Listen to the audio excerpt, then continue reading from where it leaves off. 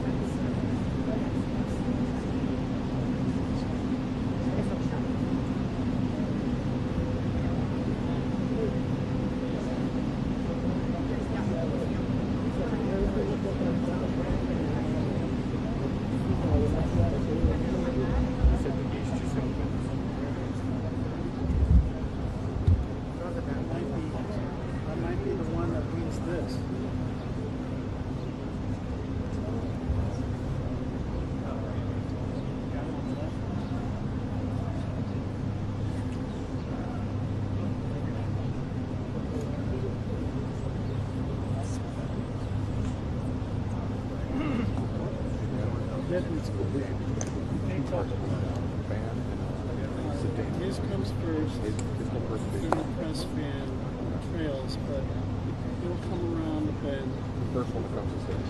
Yeah, but Trump comes out like 10 seconds before. So I bag getting before Hanover. As soon as I see Margot come out, I see. I'll get super white on it. I'll tell you when Margot comes out. Margot is I'm sorry. That's right. Just say Margot. He's like right behind.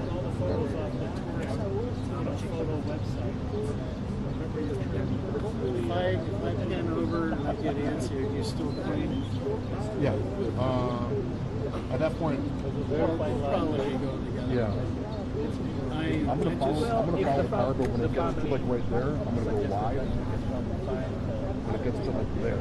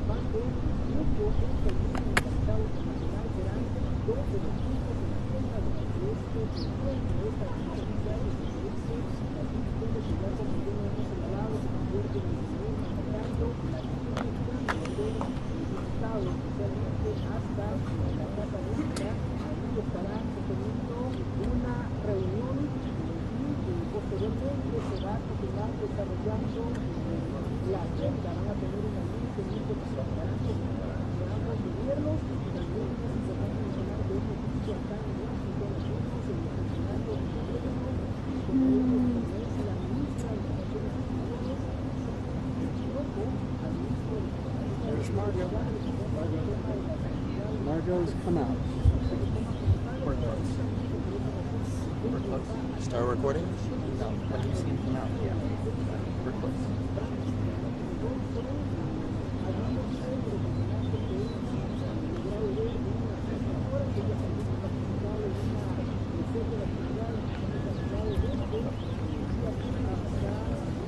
I got you.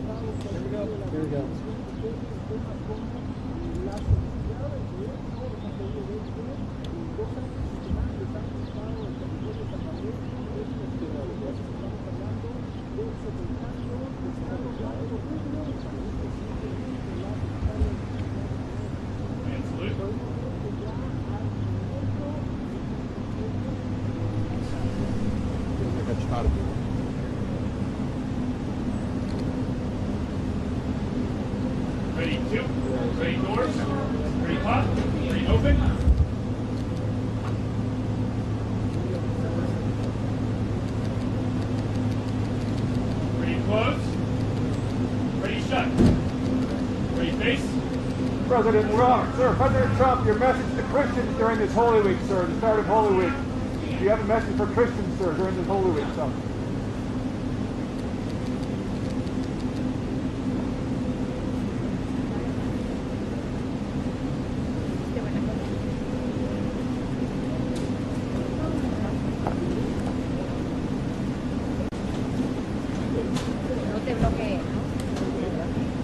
Sorry, I thought we had room. I apologize. No, that's so great. I was trying to have one on one side, one on the other, and I was No, like, that's so great. Fantastic. okay, I'll be seeing you later at what, 1:45? Sorry. Yeah.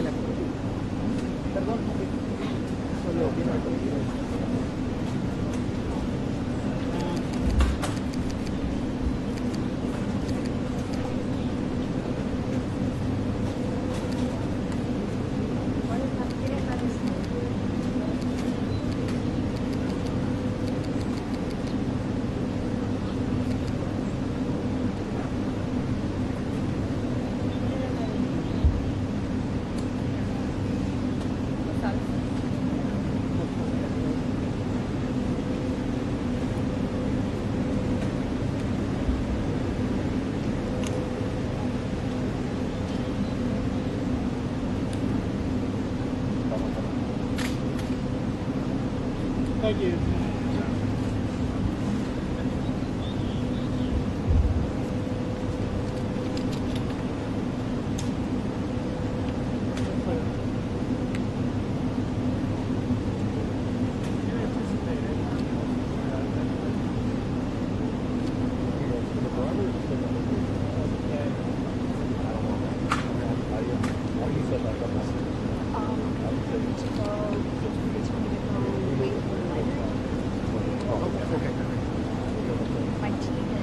Over there, right. That's what I'm saying. I'm waiting.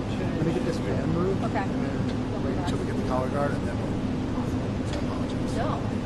So great. Yes, ma'am.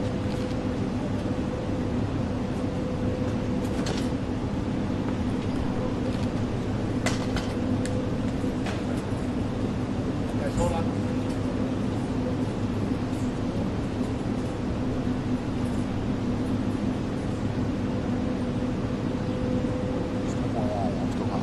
Oh, my bad. Everyone else went down.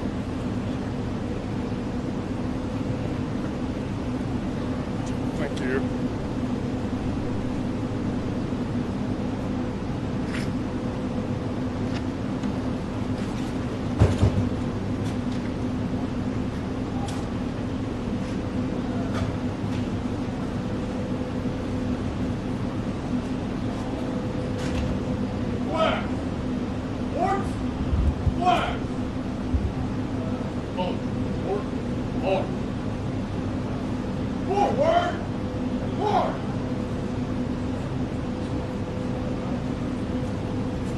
What's the Okay.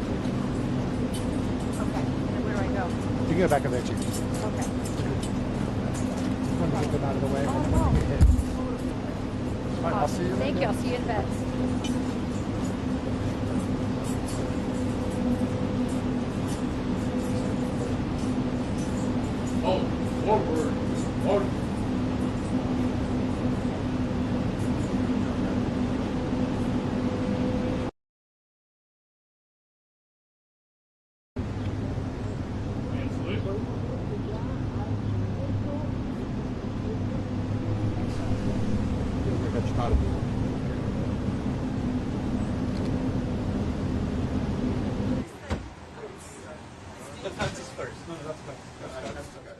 Do you mind if I get ahead of you? Because I'm going to go to your left side. Okay. Yeah. Okay, y'all can go on the call. Okay. Still keep going. Ready close. Ready shut. Ready face. President Trump, sir, President Trump, your message to Christians during this Holy Week, sir, the start of Holy Week. Do you have a message for Christians, sir, during this Holy Week, sir?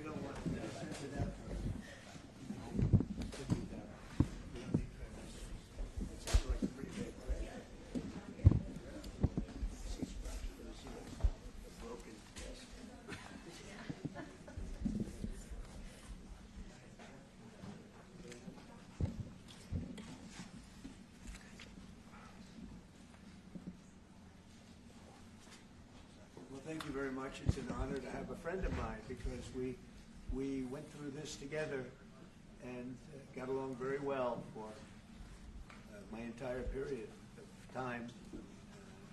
So I knew him as a very young man. Now he's just a young man. And he's done a fantastic job. Mr. President, it's an honor to have you. Thank you. You're doing incredibly for your country. And we appreciate working with you because you want to stop crime, and so do we.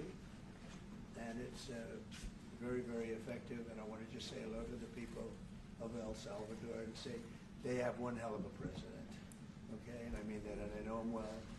I know him as a very young man, Marco, even younger than you. You know, he started pretty young. He'll always be younger. Young at heart. But I want to thank you for the great job you're doing. I appreciate it very much. Thank you. Well, it's an honor to be here in the Oval Office with the President and leader of the free world. We're very happy, and we're very eager to help. We know that you have a crime problem, a terrorism problem that you need help with. And we're a small country, but if we can help, we will do it. And we actually turned the murder capital of the world, that was the journalists call it, right? Murder capital of the world, into the safest country in the Western Hemisphere. And, you know, sometimes they say that we imprison thousands. I like to say that we actually liberated millions. So, you know, like, it's very good. Who gave him that line? Do you think I can use that? Yes. And in fact, Mr. President, you have 350 million people to liberate. Yeah. But to liberate 350 million people, you have to imprison some.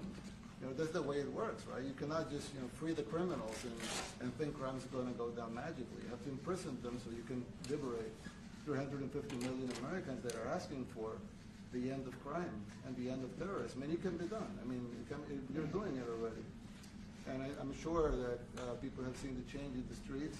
A long way to go because you're just initiating your second term.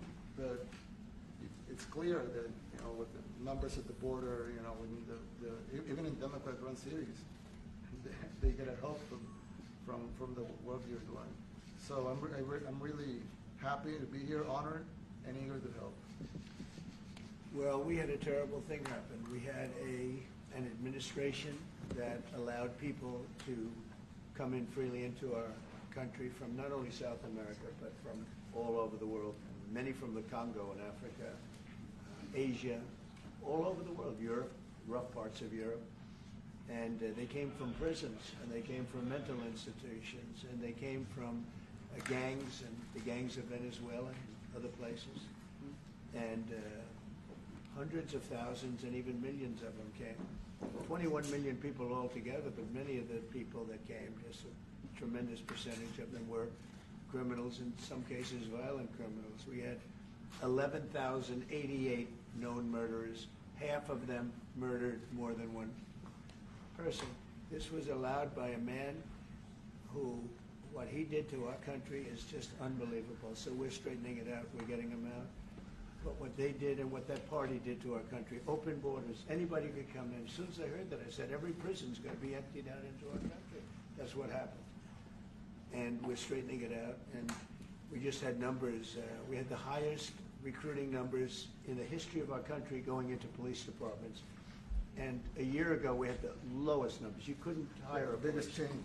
Yeah. Nobody's From ever the seen lowest to the highest. And the military now, Marines, the Army, Air Force, Coast Guard, every slot is, I mean, we have the best numbers we've ever had. We call it recruitment numbers. And we've never had anything like it. We had records on at every single level. But very important, the policemen. The policemen are joining forces now that we're having a hard time with policemen because we weren't protecting our police. Yeah. And we cherish our police. The police are great, and the firemen and everybody else. But we have the highest numbers that we've ever had, the most enthusiasm.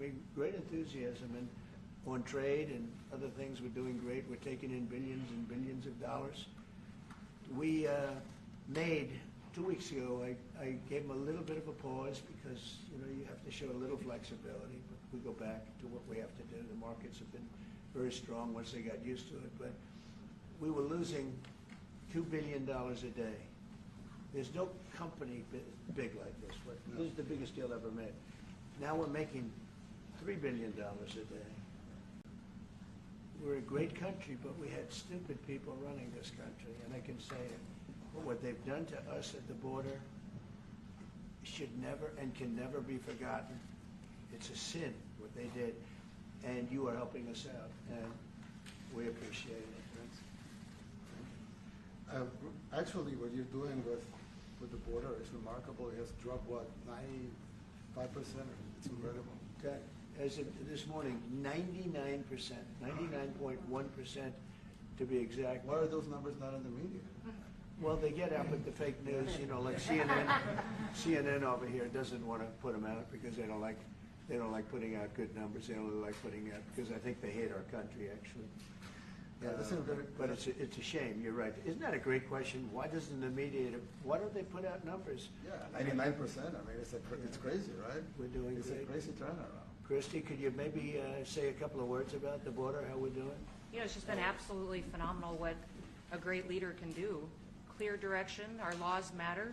We should only have people in our country that love us, and the Border Patrol and our ICE officers and law enforcement officers have done fantastic work. So we're proud of them. Now we just need to get the criminals and murderers and rapists and dangerous gang members and terrorist organizations out of our country. So, Mr. President Bukele, we thank you very much for your partnership.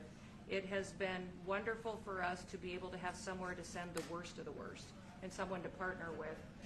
And we'd like to continue that partnership because it's been a powerful message of consequences. Mr. President, you wanted people to know that there was consequences if you break our laws and harm our people and endanger families. And this is a clear consequence for the worst of the worst that we have somewhere to put them. Thank you very much. Yeah, we even had this gang member from Venezuela, one of the ones you sent, and we interviewed him just, you know, to get some information, etc., from them. And he said, oh, you know, I got arrested 6 times, but they released me the 6 times, so I should be released again. And then we said, well, what's the last thing you do? And he said, well, I shot a cop in the leg, but I didn't kill him. I just shot him in the leg. And we're like, this guy was arrested 6 times here in the United States, 6 times. He was released 6 times, and in the he was released 5 times, and the last time he was sent to El Salvador, right? So he's not getting released. But the last time he shot a cop, actually, and he shot him in the leg. So these are, you know, like you said, yeah, there's something broken. It's the liberal establishment, but they're not running things anymore in this country, and we're run by, and I don't say conservative, I don't say anything, we're run by people with great common sense. Yeah, common sense. Because it's all common sense. Yeah. It's not liberal conservative, it's common sense. Exactly. And, like, do you allow men to play in women's sports? Do you allow men to box your women and box? Because I know you have a lot of boxing. That's violence. That's abuse of a woman. It's abuse of a woman. But we have people that fight to the death because they think men should be able to play in women's sports. And some of those sports, it wouldn't matter much, but it still matters. But some of them are very dangerous for women. Some years ago, like we said, a decade ago or so, women's rights movements were pressuring so that we enacted specific laws to avoid men abusing women. And I think those laws were great because there were a lot of men abusing women. But now some of the same people are trying to backtrack on that and actually trying to make new laws allowing men to abuse women in sports. So actually that doesn't make sense. It doesn't make sense. It's crazy. You know, they have weightlifting records, right? Yeah. A woman gets up and swings. She's incredible. A guy gets up and beats her by 100 pounds. What are you going to do? A record that hadn't been broken in 18 years. You know, they put on an ounce, quarter of an ounce, eighth of an ounce for 18 years. Now they have a guy come up, ping. The whole thing is crazy. But they continue to fight. And I don't like talking about it because I want to save it for just before the next election. I said to my people, don't even talk about it because they'll change. And but I watched this morning, there was a congressman fighting to the death for men to play against women in sports. And you say to yourself, why? What are they doing, right? What are they doing? But your country's not too big in that. No, of course not. We're big in protecting women. Good. Yeah. It's a very important form of protection, yeah. And as you can see, most of my cabinet are women, so. That's impressive. Yeah. That's why you're And running. they're not DEI hires or anything. They They're can just be great good. at what they do, right? That's right. This is very impressive. Yeah, This no. is a first. We've had women, but we've never had 3 of them right here. That's 4 and 3 men. Look at what we have. You guys feel a little bit mistreated? That's good. I like it. We've been advanced. I've been very advanced in that regard too. We have Pam, who's been so fantastic. Christy, and the most powerful woman they say anywhere. I know, exactly. They're all afraid of her. Susie Wells. They say, oh, she's tough. Yeah. Most powerful woman in the world, according to magazines. What do I know? Yeah. But I think she probably is. Yeah. She probably is. Congratulations. And you know Stephen, who's done such a great job. We have great people. Very famous too. But we love working with him. He really lets them have it. Right? Yeah, exactly. There's no games. No. It's very good. He knows. Do you have any questions, please? President Trump. No, let's not start Mr. with President. CNN because they're just so Mr. President. wrong.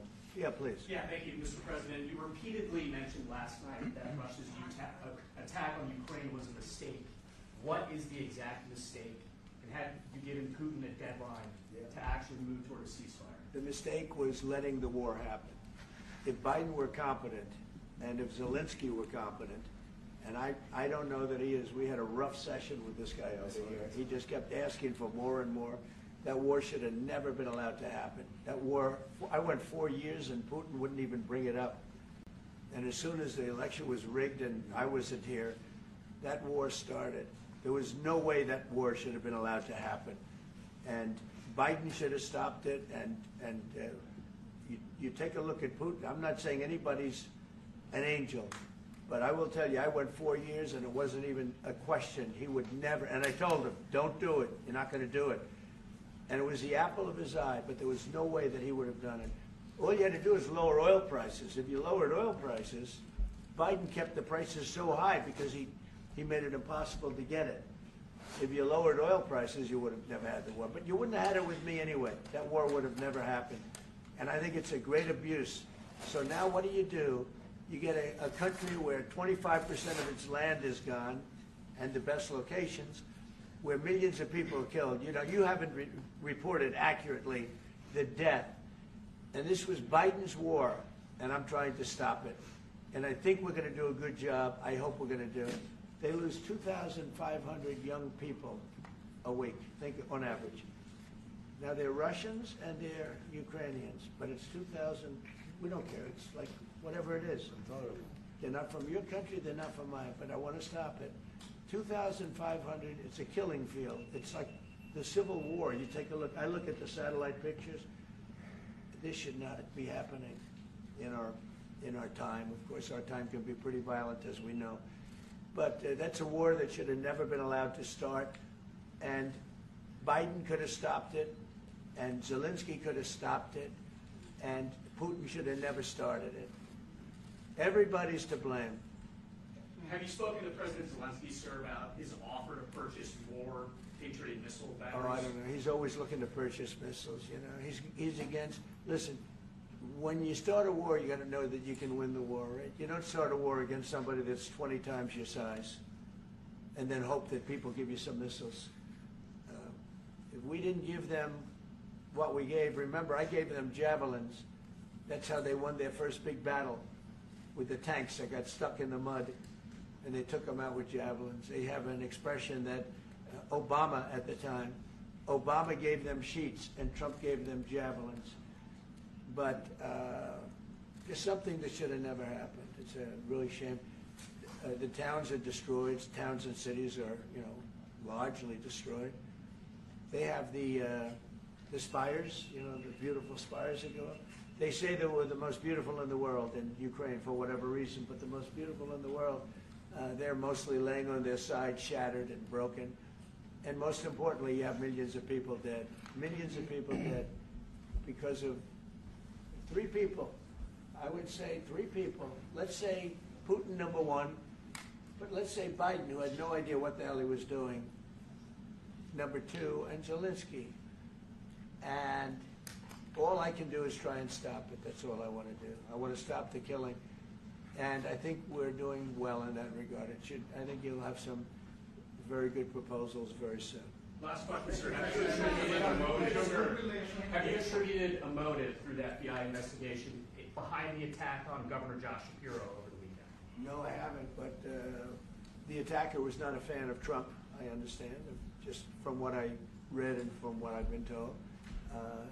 The attacker basically wasn't a fan of anybody. It's probably just a whack job. And certainly a thing like that cannot be allowed to happen. Good relation with President Bukele, the best guarantee that this time you won't terminate the temporary protected status? I have a great relationship with this man. I have the best relationship with him. We've known each other. I've known him since he was a very young man, as I said, very, very young, and I was impressed. I said, look at this guy is. In fact, you sort of look like a teenager. You look like a teenager. I said, what kind of a country is this? He grew up well in the last 5 years. Do you support the extension for nationals of El Salvador under temporary support protected him. status? Do you plan to ask him? Let's hear the question from this very low-rated anchor at CB. Thank you, President. Do you plan to ask President Bukele to help return the man who your administration says was mistakenly deported? The man who was mistakenly deported to El Salvador? Well, let me ask Pam, would you answer that question? Sure, President. First and foremost, he was illegally in our country. He had been illegally in our country. And in 2019, two courts, an immigration court and an appellate immigration court, ruled that he was a member of MS-13 and he was illegally in our country. Right now, it was additional paperwork had needed to be done. That's up to El Salvador if they want to return him. That's not up to us. The Supreme Court ruled, President, that if, as El Salvador wants to return him, this is international matters, foreign affairs, if they wanted to return him, we would facilitate it, meaning provide a plane. So will you return him, And you are doing a great job. Thank you. Stephen Miller, wait a minute. Can you just also respond to that question? Because, you know, it's asked by CNN, and they always ask it with a slant, because they're totally slanted because they don't know what's happening. That's why nobody's watching them. But would you answer that question also, please? Yes, gladly. So, as Pam mentioned, there's an illegal alien from El Salvador. So, with respect to you, he's a citizen of El Salvador. So, it's very arrogant even for American media to suggest that we would even tell El Salvador how to handle their own citizens as a starting point. As two immigration courts found that he was a member of MS-13. When President Trump declared MS-13 to be a foreign terrorist organization, that meant that he was no longer eligible under federal law, which I'm sure you know, you're very familiar with the INA, that he was no longer eligible for any form of immigration relief in the United States. So we had a deportation order that was valid, which meant that under our law, he's not even allowed to be present in the United States and had to be returned because of the foreign terrorist designation. This issue was then, by a district court judge, completely inverted, and a district court judge tried to tell the administration that they had to kidnap a citizen of El Salvador and fly him back here. That issue was raised to the Supreme Court, and the Supreme Court said the district court order was unlawful, and its main components were reversed 9-0 unanimously, stating clearly that neither Secretary of State nor the President could be compelled by anybody to forcibly retrieve a citizen of El Salvador from El Salvador, who again is a member of MS-13, which, as I'm sure you understand, rapes little girls, murders women, murders children, is engaged in the most barbaric activities in the world, and I can promise you, if he was your neighbor, you would move right away. So you don't plan But to the ask for Supreme anyone Court is to get asking him back? to... And what was the ruling in the Supreme Court, Steve? Was it 9-0? Yes, it was a 9-0 in our favor. In our favor, against the district court ruling, saying that no district court has the power to compel the foreign policy function of the United States. As Pam said, the ruling solely stated that if this individual, at El Salvador's sole discretion, was sent back to our country, that we could deport him a second time. Well, No version of this legally ends up with him ever living here because he is a citizen of El Salvador.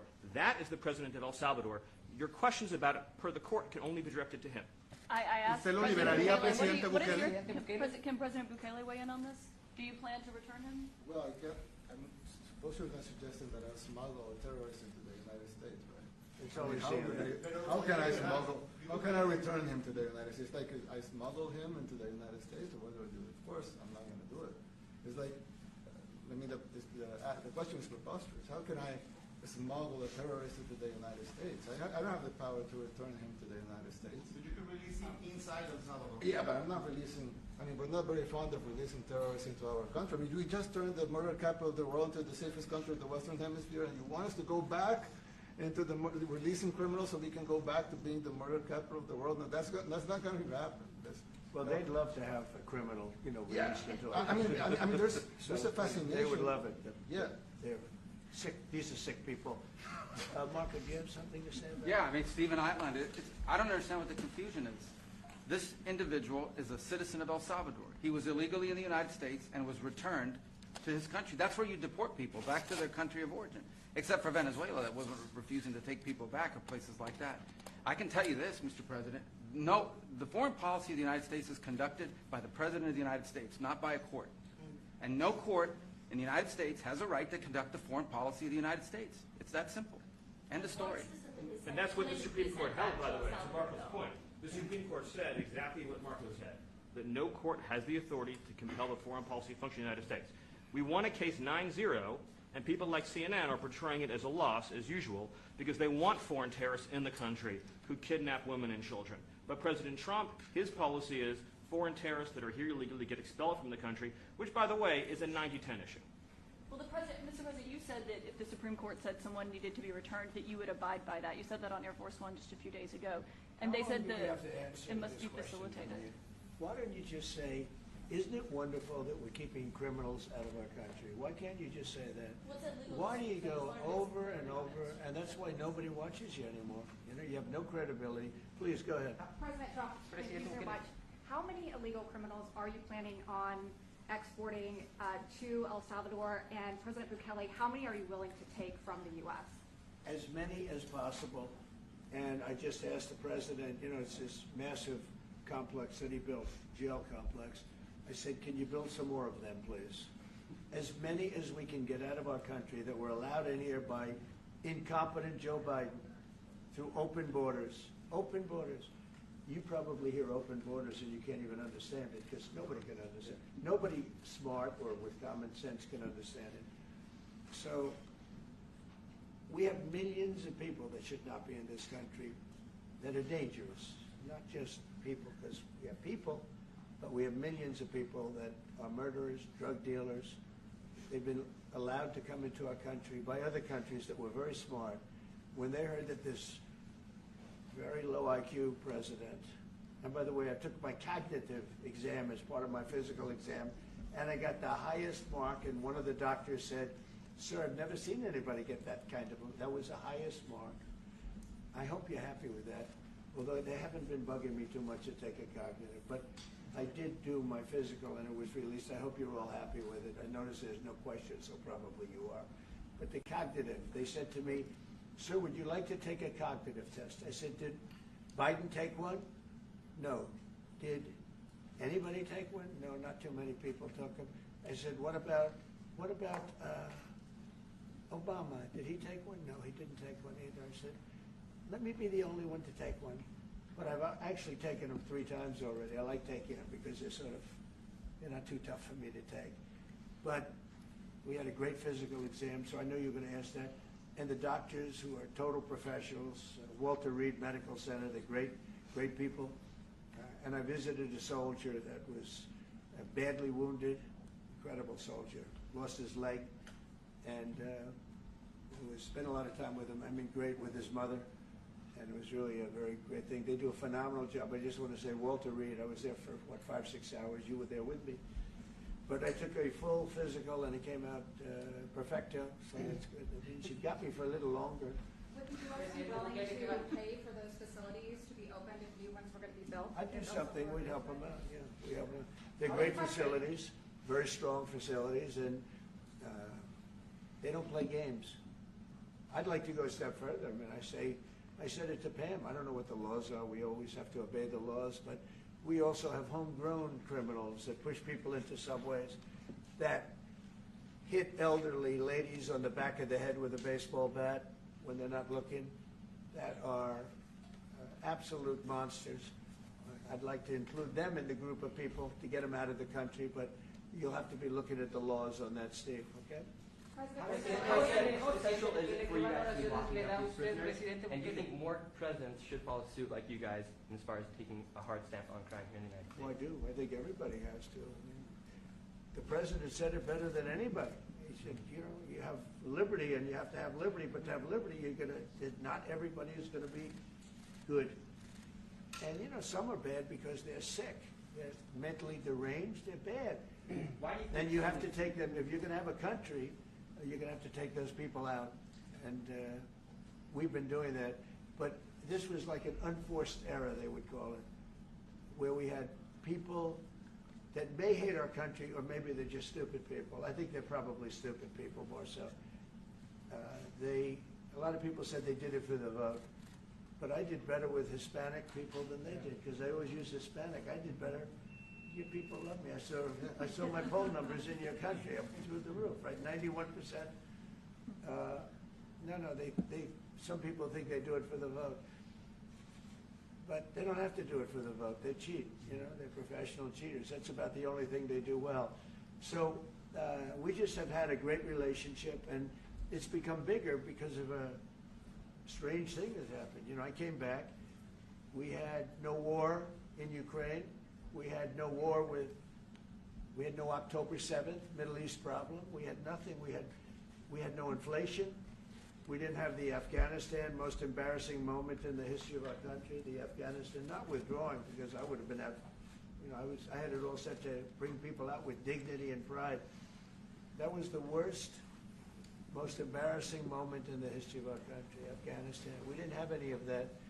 You wouldn't have had the war with Russia, Ukraine. You wouldn't have had the Middle East problem because Iran was broke. They had no money because we had secondary sanctions on and lots of other sanctions.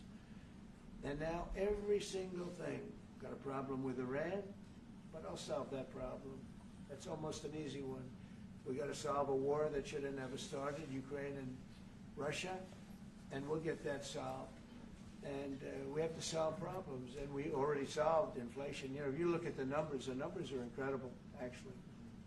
The stock market's up, and we're not letting other countries take advantage of this country like they have for the last 40 years. So thank you very much. You have a question, please? Yes, Mr. President, thank you so much. You scored another major investment win this morning when NVIDIA pledged to build its AI supercomputer, the first time ever, right here in the United States. Thank you. That's a question I like.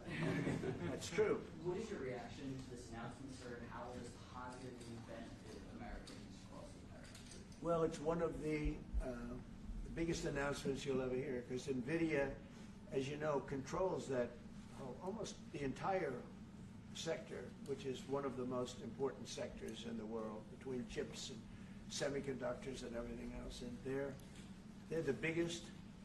And the other biggest we already have coming in is spending $300 billion, as you know. They announced 2 weeks ago. But NVIDIA is so highly respected. And this was an announcement that a lot of people, I knew it was going to happen, but not to the extent that it happened. It's big.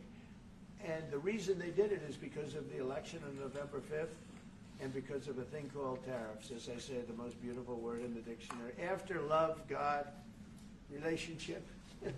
The press actually hit me and said, tariff is the most beautiful word in the dictionary. What about family, love, God? I got hit even on that. You understand? I said, okay. So now I say it's my 5th most favorite word, because they get you on anything. But that NVIDIA, it's one of the great companies of the world, modern, super modern companies, controls segments that nobody, you know, sort of controls the world in a sense, and they're coming in here in the biggest way with hundreds of billions of dollars. Not like millions of dollars, hundreds of billions of dollars, and I'm honored by it. And I want to thank Jensen and all of the people that we deal with. They're great people. They're brilliant people. And without tariffs, they wouldn't be doing it. Okay? Thank you very much. Yeah, Are please. you considering additional sanctions against Russia after their latest attack? And do you have an update on the rate and when you might announce Well, semiconductor I already have tariffs? sanctions on Russia. I put them there. If you remember, Nord Stream 2, that's the big pipeline that goes through Europe. I stopped it. That's Russia's pipeline, the largest pipeline, I think, in the world. Goes to Germany. And I stopped it. And when Biden came in, he approved it. And then they say, oh, I'm friendly with Russia. No. Putin said, you know, if you're my friend, I'd hate to see you when you're my enemy. I stopped the biggest economic job they ever had. I stopped it cold, right? It was dead. You know that, right? And Biden came in and he immediately approved it. What was that all about? And it's a pipeline that takes care of a lot of the needs. Now, you know, it was a very controversial thing, but I stopped it, and Biden approved it. Question? On tariffs? No, not you. Not you. Update today on potential semiconductor tariffs and potentially pharmaceuticals. What? Semiconductor tariffs and potentially pharmaceuticals. Pharmaceuticals we're going to do. We don't make our own drugs, our own pharmaceuticals. We don't make our own drugs anymore. The drug companies are in Ireland and they're in lots of other places, China. And all I have to do is impose a tariff. The more, the faster they move in. The higher the tariff, is very simple. It's inversely proportional. The higher the tariff, the faster they come. And yeah, we're going to be doing that. That's going to be like we have on cars. We have, as you know, a 25% tariff on cars. We have a 25% tariff on steel and aluminum. And that's what that category fits right now. Do you have a percentage in mind and a timeline? I have a timeline, yeah, not too distant future. We're doing it because we want to make our own drugs. We're doing it because we want to make our own steel and aluminum, lumber, other things. And they're all coming in. We have record numbers, $7 trillion. Since I announced, like a month and a half ago, since I came in, we have over $7 trillion being invested in the country. We didn't have $1 trillion. We didn't have $500 billion for some of these guys. They didn't know what the hell they were doing. So we have the largest investment that we've ever heard of, and we're only 2 months in. And that'll continue at levels that you've never seen before. It's what's going to happen. And even the stock market's up today. We also had, you know, a lot of people didn't say it the way it was. We had the largest gain in the stock market in history on every single category last week. That was a nice game because we get a little hit because people didn't understand the power of our our country economically if you use it right. Do you have something to say on that, JD?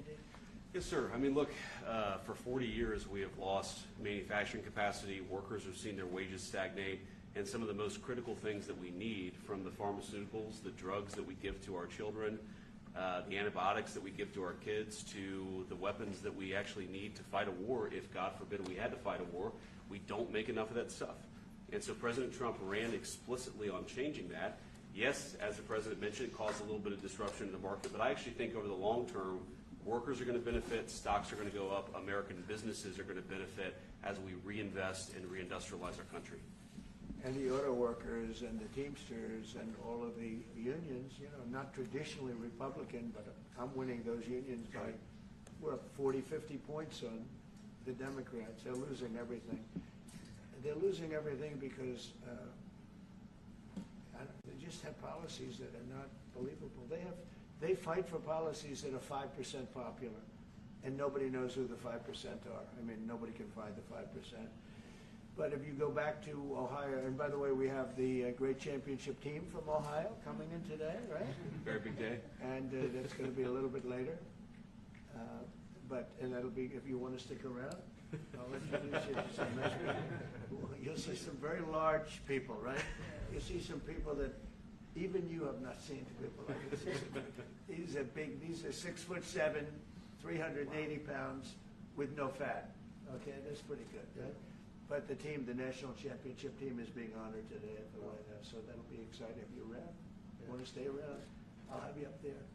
You can tell them all about your prison, how you have to behave. Okay. Who else? On electronics. Yeah, you said yesterday that you're making a decision on Iran very quickly. What do you mean by that? Is that a decision to strike They have to Iran? solve their problem very quickly. Iran wants to deal with us, but they don't know how. They really don't know how. We had a meeting with them on Saturday. We have another meeting scheduled next Saturday. I said, that's a long time. You know, that's a long time. So I think they might be tapping us along. But Iran has to get rid of the concept of a nuclear weapon. They cannot have a nuclear weapon. He can't have a nuclear weapon. Nobody can have. We can't have anybody having nuclear weapons. You know, we can't have nuclear weapons. And I think they're tapping us along because we're so used to dealing with stupid people in this country. And I had Iran perfect. You had no attacks. You would have never had October 7th in Israel, the attack by Hamas, because Iran was broke. They were stone cold broke when I was president. And I don't want to do it. I want them to be a rich, great nation. The only thing is, one thing, simple. It's really simple. They can't have a nuclear weapon. And they got to go fast because they're fairly close to having one. And they're not going to have one. And if we have to do something very harsh, we'll do it. And I'm not doing it for us, I'm doing it for the world. And these are radicalized people, and they cannot have a nuclear weapon. Does that include a potential strike on Iranian nuclear facilities? Of course it does. And just a follow-up question, a clarification. You mentioned that you're open to deporting individuals that aren't foreign aliens but are criminals to El Salvador. Does that include potentially U.S. citizens fully naturalized American? If they're criminals and if they hit people with baseball bats over their head that happen to be 90 years old, and if they rape 87-year-old women in Coney Island, Brooklyn, yeah, that includes them. What, do you think there's a special category of person? They're as bad as anybody that comes in. We have bad ones too. And I'm all for it because we can do things with the president for less money and have great security. And we have a huge prison population. We have a huge number of prisons, and then we have the private prisons, and some are operated well, I guess, and some aren't. But he does a great job with that. We have others that we're negotiating with too. But no, if it's a homegrown criminal, I have no problem. Now, we're studying the laws right now. Pam is studying. If we can do that, that's good. And I'm talking about violent people. I'm talking about really bad people. Really bad people. Every bit as bad as the ones coming in. And I made the statement when I heard about this a long time ago now, 4 years ago. When I heard that this guy was having open borders, I said every single criminal from all over the world is going to be dumped into our country. And that's what happened. Jails. The jails of the Congo were emptied out. The jails of Venezuela were emptied out. And you know what happened? Their crime went way down. But now Venezuela has other problems. You know what the problem is? They have no money. Yeah. Because I shut off their oil, and we put secondary tariffs because they're not doing what's right over there. They know what to do. We spoke to them. I spoke to them. They know what to do. But they have no money. Venezuela has no money. But Iran had no money. And Iran behaved so beautifully. And then Biden took all those secondary tariffs and tariffs on. I told China, you can't buy oil. If you buy oil from Iran, China, I told it to President Xi, then we no longer want you to do business with the United States of America. And those ships disappeared from that harbor so quickly. China. Get along great with China. Are the talks with Iran productive? Do you want to continue that? The talks with Iran, do you believe those are productive? Do you want to continue that? I think Iran could be a great country as long as it doesn't have nuclear weapons. If they have nuclear weapons, they'll never get a chance to be a great country. They will never get a chance. It won't even come close. Sir, Yeah. Yeah, thank you.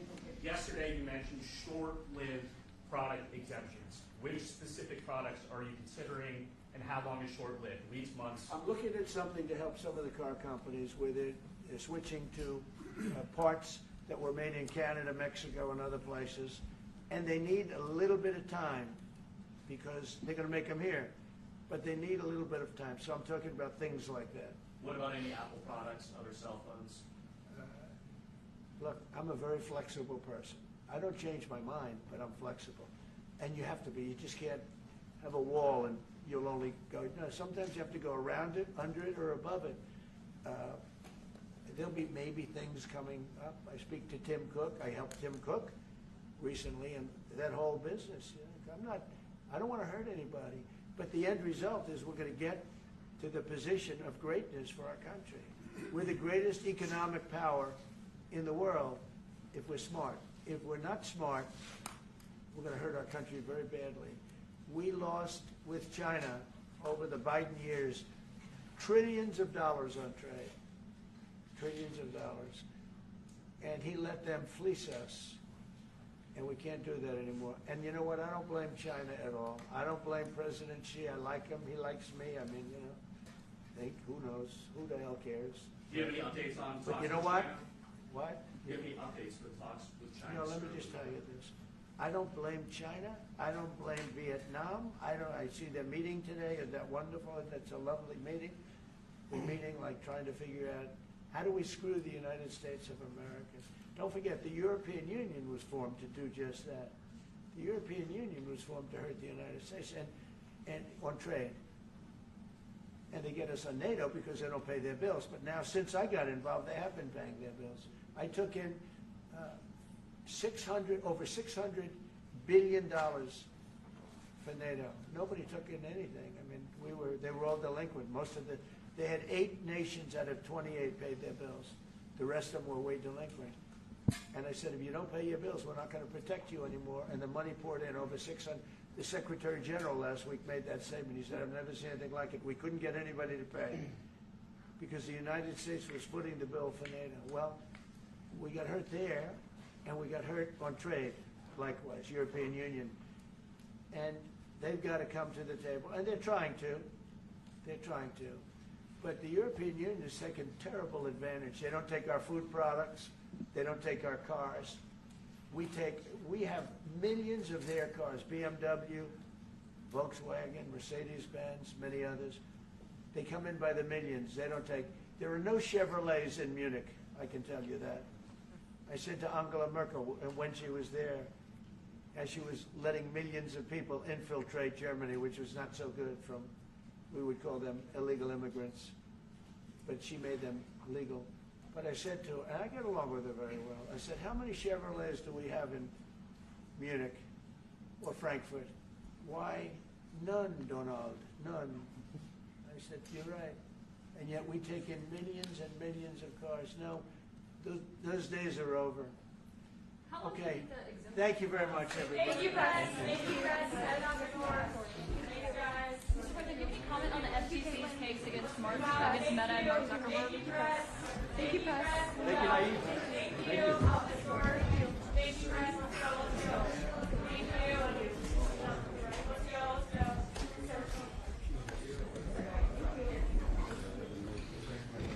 Thanks, guys. Thank you. Thanks, guys.